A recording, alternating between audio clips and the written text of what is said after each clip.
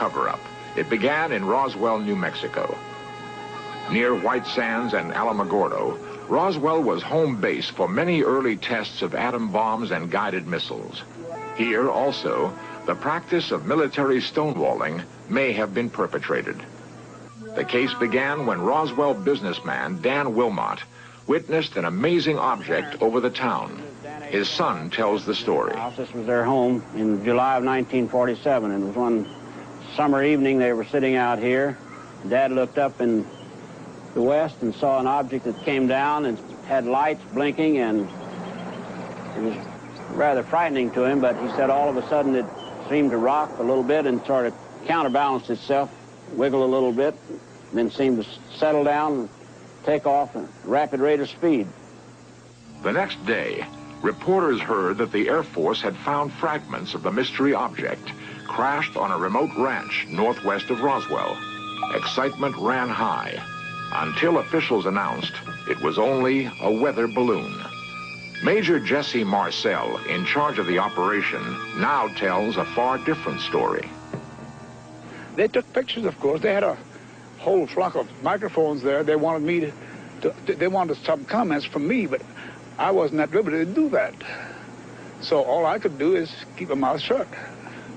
And General Ramey is the one who discussed or told the newspapers, I mean the newsmen, what it was and to forget about it.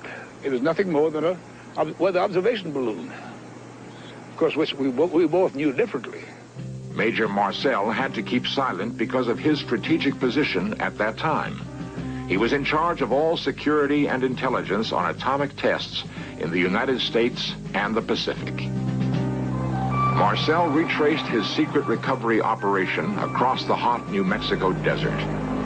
We left Roswell perhaps around 3:30 or 4 o'clock in the afternoon. As you can see, it's flat. It is very difficult. In fact, with just verbal directions, we never would have found it. We had to follow the rancher out there. The crash site was so remote, it took an entire day to drive there. The following morning, we went out to the site where the crash was. And what I saw, I couldn't believe there was so much of it. It was scattered over such a vast area. So we proceeded to pick up as much of the debris as we could, loaded in a wagon. We filled that up.